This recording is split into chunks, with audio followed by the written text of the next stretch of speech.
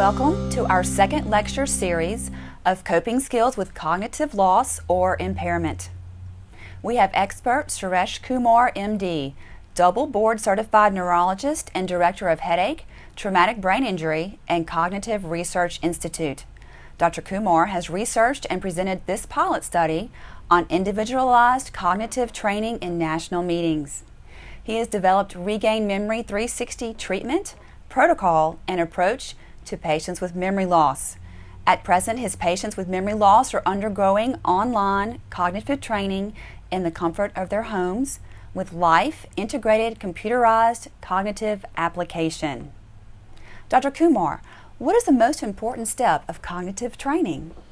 I always tell my patients the most important step is to start the training process and know how to cope up or deal with the process of learning, as it is very easy to fight with anyone, but it's very hard to fight with oneself and their own disabilities. What is your experience with patient coping skills during the cognitive training? We have cognitive lab in our outpatient clinic and had trained more than 50 patients with cognitive impairment. I have witnessed patient crying during the training, kicking the table or hitting the computer screen, even claiming a negative symptoms of avoiding training like headaches, nausea, dizziness. Most of the patients soon after the acute phase of injury go through the phase of denial, anger, frustration, and finally acceptance of their cognitive or physical disability in their own pace of time. The patient choose or develop the coping skills subconsciously according to their cultural beliefs, environment they have been raised, and educational level. Learning about their own disability, the medical explanation helps to cope up with the disability early in the disease process.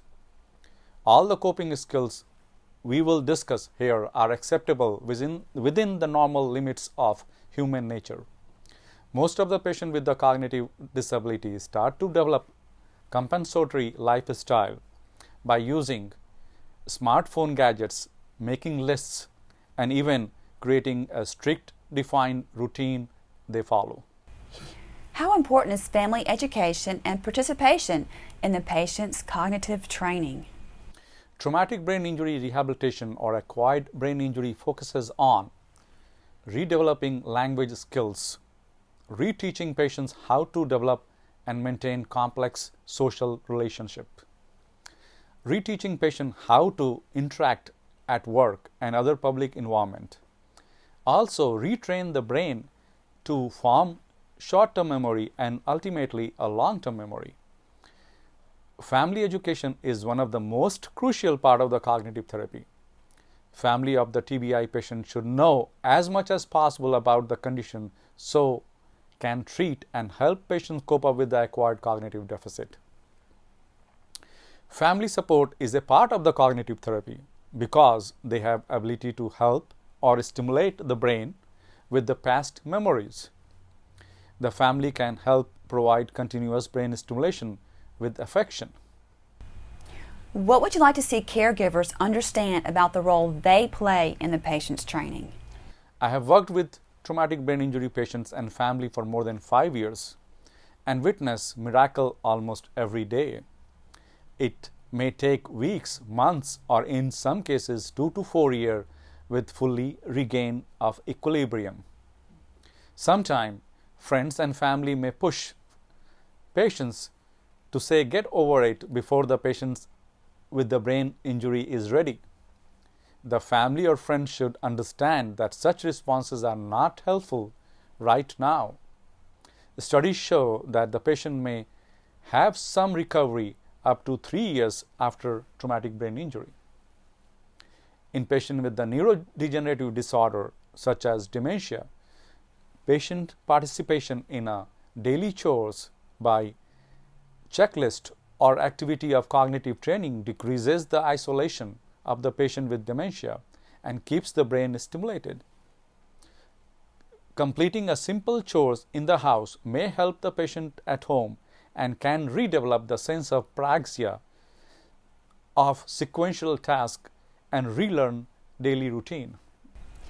How important is it to have a caring support for the patient's family? Patient family may also become depressed or anxious due to change in their loved ones. Added responsibility of caring for the traumatic brain injury patients or dementia. Care fatigue for the caregivers is a common problem with spouse and divorce. In these cases, family therapy, marriage counseling, realistic goal and expectations, and support group are very helpful. Can all help the family to learn how to cope up with their own feelings and find strength in talking with the others. What would you like to say to the spouses of the TBI patients? Often patient with the disinhibition syndrome or aggressive behavior is one of the big problem in patients losing a spouse or going through divorce. Many spouses have asked or told me that it becomes a very hard not to react after his aggressive attitude or behavior. I have a very standard answer. You know that he does not have a control, but you do have it. Always tell your spouse with the TBI that, baby, I understand your agitation or aggressive behavior. Please take few deep breaths and calm down, as it is due to the underlying brain injury. It has worked many times, as it also reminds the spouse that they are dealing with the brain injury patients. What are some of the physical symptoms a patient may go through? Physical reaction or symptom patients frequently complain of symptoms of a direct and indirect injury like headaches, backache, stomach ache, stress, tingling, blurry vision, head spinning, dizziness, sudden sweating, heart palpitations, changes in sleep pattern, appetite. Obvious changes in lifestyle causes decrease in immunity and they become more susceptible to a cold and illnesses. Increased use of tobacco, smoking and alcohol or drug is the biggest challenge in our veterans after TBI. What are some of the emotional symptoms a patient might exhibit? Common late emotional reaction after the trauma we come across are disbelief, irritability, restlessness, outburst of anger, rage, hyper-alertness or hyper-vigilance of fear or anxiety. It also seen grief, disorientation, denial of emotion swings, and sometimes there is a fluctuation of the emotional swing we see are called pseudobulbar effect, like crying and then laughing or worrying with no reason. Intrusive thought of trauma, nightmare, insomnia, night sweat, and sleep anxiety, and flashback of the same event, feeling like trauma is happening now. Feeling of helplessness, panic, or feeling of out of control, concern over burdening the other with the problems, feeling of a self-pity, blame or shame, tendency to isolate oneself, feeling of a detachment, loss of a sense of order of fairness in the world, anxiety or depression symptoms. Well, what are some of the cognitive symptoms a patient might exhibit? Attempt to avoid anything associated with the trauma and tendency to isolate oneself, feeling of detachment is seen. Concern over burdening the other people is also seen. Emotional numbing or restricted range of feeling, difficult trusting or feeling of betrayal, difficult concentrating and remembering, diminished interest in surrounding and other people, diminished interest in the daily routine activity. The unpleasant past memory resurface sometime. Anger towards religious and disbelief also is seen. Sometimes you see a desire of revenge. Remember, these are normal reaction to abnormal events. What are some coping skills for the symptoms that you have witnessed during training? Coping with the negative symptoms, we should always look for. Studies have shown that sometime with the person with the less self-esteem will have a physical or emotional reaction or anxiety or agitation, which may lead to avoiding of the activity with the lame excuses. Encouraged to maintain participation in life interaction, isolation or withdrawal may delay the recovery.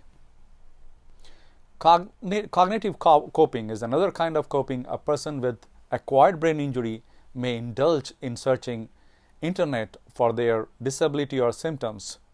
This is a common example of the cognitive coping, that a lot of cognitive coper will start reading books, the published articles, talking with the other families, attending conferences, workshops, and sometimes can have a multiple physician consult to get the answer.